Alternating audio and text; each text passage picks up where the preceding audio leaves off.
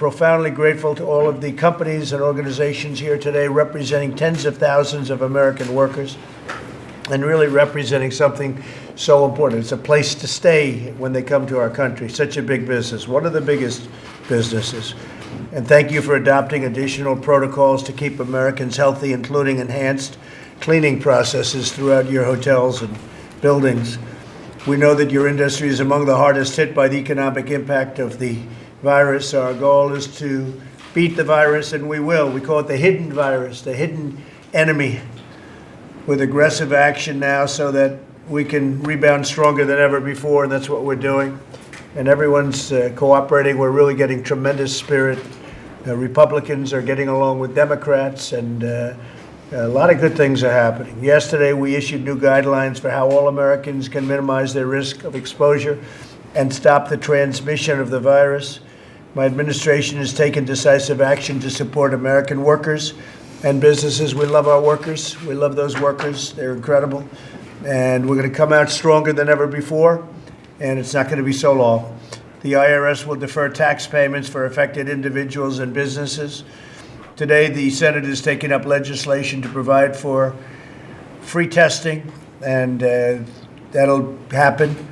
Paid sick and family medical leave and nutritional assistance for the vulnerable. We're announcing, and we will be announcing again later on, that we're working with Congress to provide rapid relief for affected workers and industries, and this will allow us to emerge from the strongest economy on earth, because we had literally the strongest economy on earth, and now this is in, as of last count, over 124 countries, I understand. 124 countries, unbelievable. But we'll emerge, I really believe we'll emerge stronger because we'll be doing things differently than this country's done them in the past for many, many decades. And we're deeply committed to ensuring that small businesses have the support they require. The Small Business Administration announced disaster loans which provide impacted businesses with up to $2 million, and we've asked Congress to increase the SBA lending authority. We're going to be going up to $50 billion, and actually much more than that for small businesses, so they'll be helped. In your cases, they're very big businesses, but it's a lot of employees, and so we appreciate it very much. We appreciate your being here, and maybe in front of the media you could say a couple of words about your companies and the number of people you employ. And I pretty much know every one of you in that respect. It's a lot of people, and they're great companies. Please. Hi, I'm Chris Nassetta. I am CEO of Hilton, and we have 6,000 hotels around the world, about 4,500 hotels in the great United States of America. We employ globally about 450,000 people, about 260,000 people here in America. Mr. President, on behalf of everybody, I'm sure you'll hear this from others, we appreciate you having us here. We appreciate all that you're doing today to keep all of us safe and secure first, and working on trying to secure a good future for the economy, as you point out, that was quite strong, but obviously being impacted by this. Vice President Pence, to you and all others that are working on this day and night, we appreciate it. As the President pointed out, we're one of the biggest industries in the country. We're one of the biggest employers in the country. And our industry, as you will hear from others, has been impacted in a devastating way. I personally lived through many crises, starting with the S&L, the 9/11 crisis, the Great Recession. I've been doing this for 35 years, never seen anything like it. And so, we're hoping to have a constructive dialogue about, how we protect the small businesses that make up the bulk of this industry, and how we protect the people on the front lines of this industry.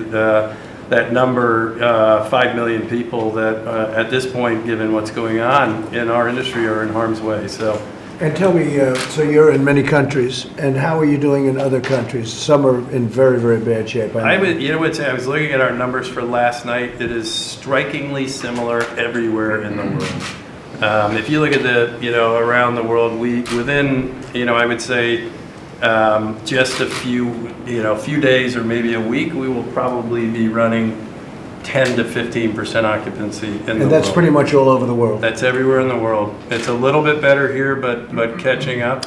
If you look at the major cities around the United States, they're running in the single digits, which means for the first time in 100 years. Hilton has been around 100 years. We've never closed a hotel that wasn't going to be demolished for rebuilding. The bulk of our hotels in the major cities are closing as we Well, speak. we'll get it open soon, and we're doing a yeoman's effort. I think we're going to be very successful. You'll be back in business soon, but we have to keep your employees going. We do. And the businesses going. That's our first priority. And we will be able to do that, Chris. Thank you. But all over the world, it's a All disaster. over the world, there's not one part of the world that's not being it's all severely impacted. Yep. Thank you very much. Yeah. Please. Mr. President, Mr. Vice President, Secretary Ross, thank you for taking the time to see us, and thank you for everything that you're doing. Thank you. Very much appreciated. I'm the President and CEO for Best Western and also World Hotels. We have about 5,000 hotels around the world. Half the hotels are in the United States. We employ tens of thousands of employees in our company. As Chris has really alluded to, this is a very difficult time and very challenging times for us. Just today, I had a call with one of our franchisees. He was lamenting that although he owns about 10 different hotels and different brands, and some with us and some with other brands, he was lamenting having to lay off hundreds of people in his company. Some of them have been with him for 20, 30 years, and he was really concerned about their livelihood and the safety net. And the other thing that he mentioned was if the government can help with liquidity and access to capital, that would be of great assistance. And he specifically mentioned that his loans were swap loans, and therefore there are severe penalties to refinance. And so if there's any way to alleviate that burden, that would With be the banks. most grateful. Yeah, we're dealing with the banks too, and the banks have been very accommodating. They will be. I think they will be. Thank you. Thank you, David. Appreciate it. Please. Thank you, Mr. President. Arnie Sorensen, CEO of Marriott. Thanks for giving us your time this afternoon, and appreciate the leadership of all of you as we go through this crisis. I don't need to repeat much of what's been said. We think we have about 750,000 people that wear our name badge around the world every day. Probably about 2/3 of those in the United States. How many hotel rooms now worldwide? 1.4 million, just shy of 1.4 million hotel rooms. And as you know, the business is made up of hotels we run. Often hotels are owned by other investors, but we will operate them. And then also by franchise operators. And they are typically owner-operators. They might range from a Fairfield Inn in a suburban or rural market all the way up to a Ritz-Carlton or a St. Regis someplace. And you asked about the globe. In January, of course, this all starts in China. Business falls by 90%. And this all started in China. All started in China. That's where you first saw the problem, and it's where you first got hit. Absolutely. Third week in January, and within a week, business is down about 90%. And you've been living this just the way we have. About 3 weeks ago, we have that horrible weekend where it shows up in Korea and in Italy. They are sort of a clarion call, if you will, that it has left China and it is moving to the rest of the world. And while we didn't know exactly how it would show up in the United States, it was fairly clear that it was now a broader spread. And from Is that, China doing better now? China, there's starting to be some green shoots. So Macau, for example, we think we bottomed at about 2% occupancy. We think 2%? 2%. In Macau? Yeah. And we think we might be approaching 30 as of last night. Now, that's probably one of the stronger markets in China. It's Coming back. And so they're trying to get things going again, but we're still in the rest of the world, including the United States. I get dailies, of course, of new reservations and cancellations. In every other market, the numbers are continuing to go down. So I don't think we've bottomed anywhere else yet. In the U.S., in the last couple of days anyway, when you look at decline in reservations and in cancellations, the total is negative. Right. So we're losing business every day, No, we're in not that really process. getting it. We haven't hit that top yet. We're in the process. I think that's right. And of course, we'll have some time with you today, but employees first, and I think liquidity second is the two things that are on our list. Thank you very So much. thank you. Thank you. Thank you, Mr. President. Billy Malou for the InterContinental Hotels Group, Chief Executive of the Americas. Thank you, Mr. Vice President. We have nearly 6,000 hotels around the world, over 3,800 hotels in the United States, over 530,000 rooms. 80% of those are owned by small business people across 50 states, across every county, across every community.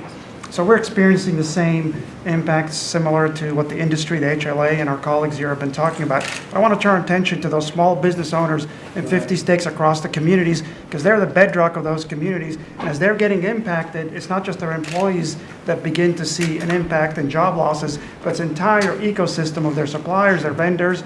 And so I think I'm very pleased that we can work together with you and the administration to find a solution to preserve that network of entrepreneurs across the country. Yep, we will.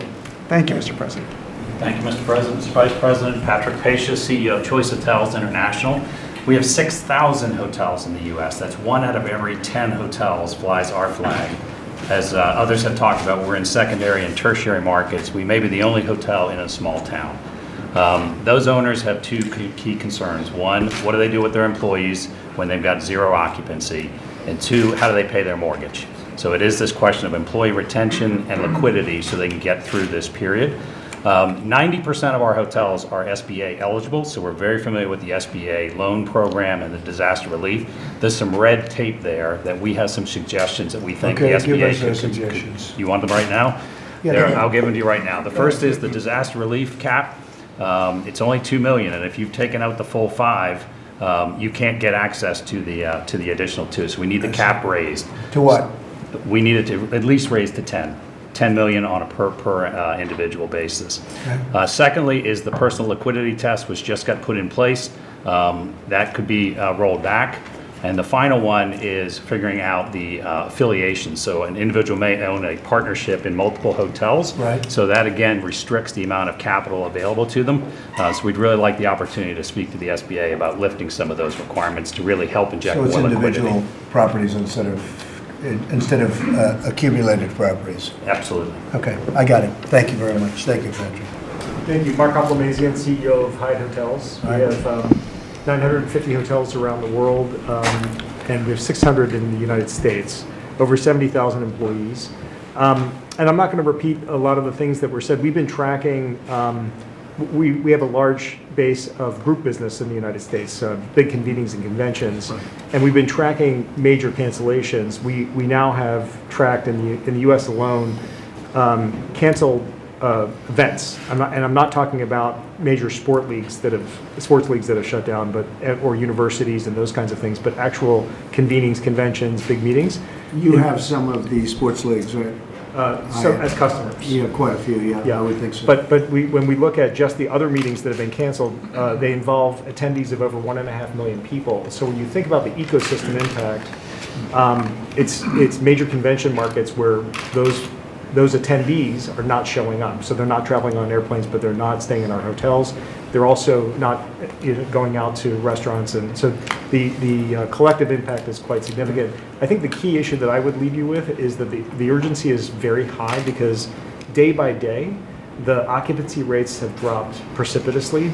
So now we are seeing occupancies below 10% in the single digits for the vast majority of our hotels, whereas a week ago they were 20, 30 points higher than that. It's happened very When rapidly. this ends, you see a quick buildup?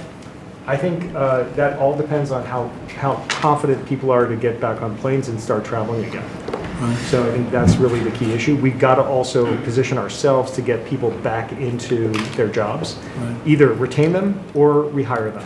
One of those two things are critical because we all are proud of the people that we employ and we want to retain them.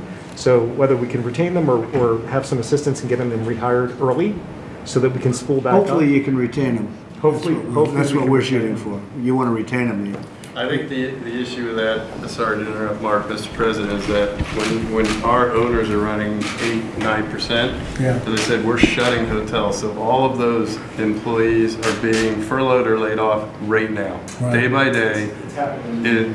Jim Murren's here somewhere, 80,000 people this week. We're tens of thousands because our owners can't pay it.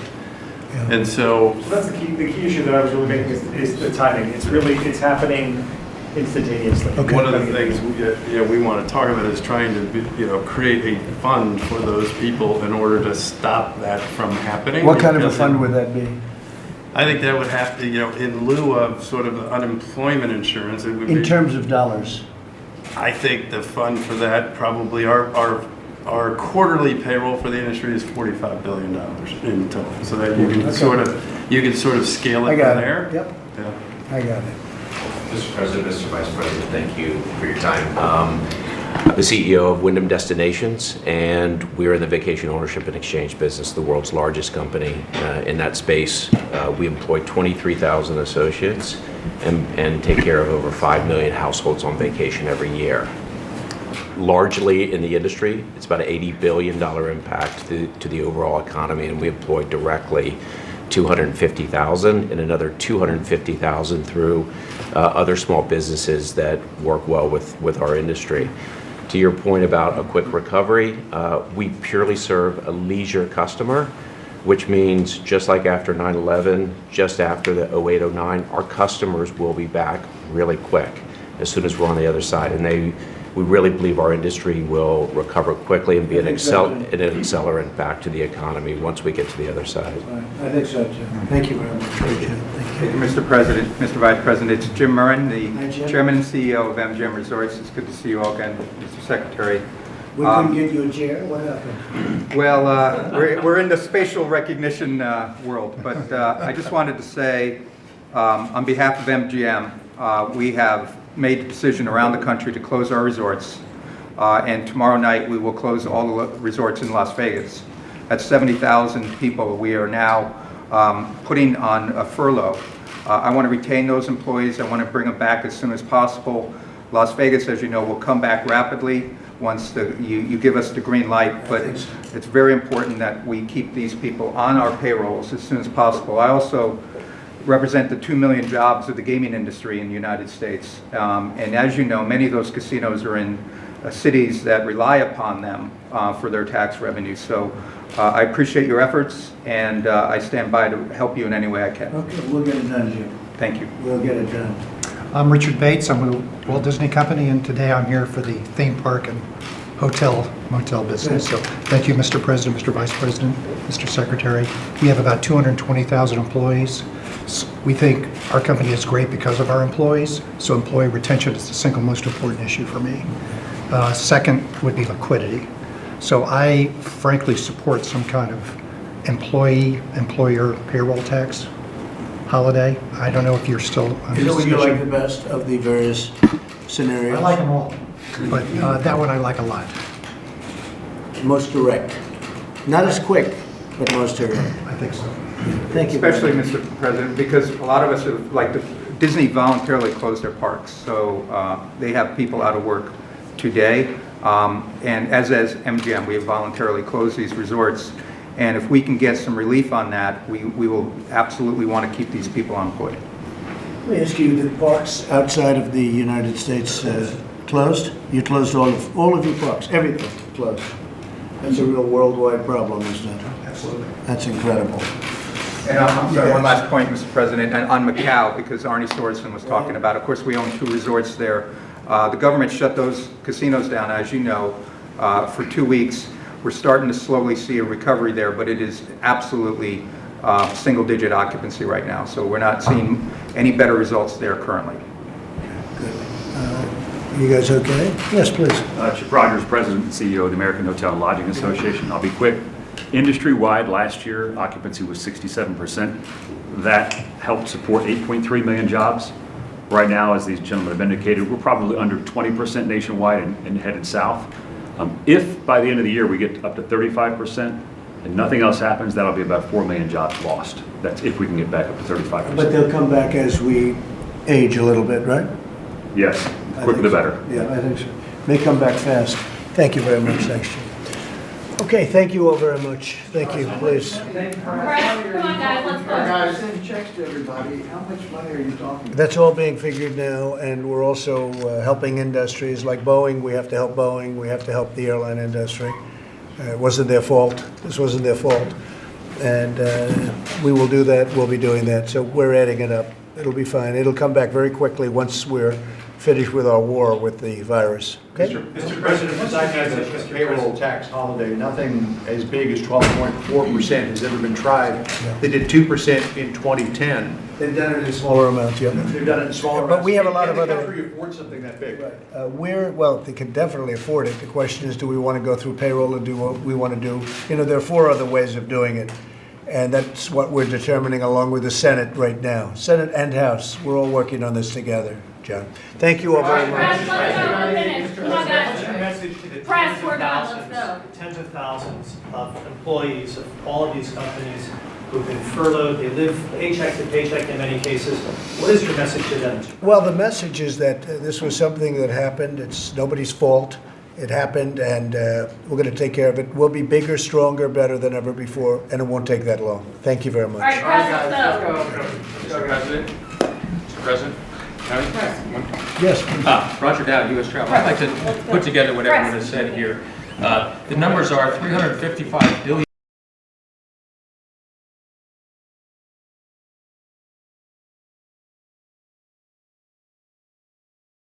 All right, folks, so now they're going to go into their private speech. That's what you guys were hearing for just a little bit. They're going to go into their private meeting that they have. President Trump meeting at a round table with hotel and travel executives. If you like our coverage and you found it useful, make sure you give it a thumbs up and you share it on social media. If you're new to the channel, we encourage you to subscribe and click that notification bell, folks. Massive censorship going on right now all over social media, all over YouTube. So if you want to stay in contact with us here at Golden State Times, make sure to go to our website, www.goldenstatetimes.com. Again, that's goldenstatetimes.com. They can't take down our website, folks. They can take down YouTube and Twitter and whatever they want, but they cannot take down our website. So make sure you go to our website, www.goldenstatetimes.com. Again, that's goldenstatetimes.com, and sign up to our newsletter so you can get up to the second information of all the videos that we upload, all of the live streams, and also all of the post and breaking news that we publish on our website, goldenstatetimes.com. Make sure you sign up to our newsletter so you can get an email directly to you from us here at Golden State Times instead of relying on YouTube and any other source through social media. We're going to send it directly to you to your email every single morning and every single time that we go for a live stream. So if you're interested, go to our website, goldenstatetimes.com, and we will see you there very soon. Peace.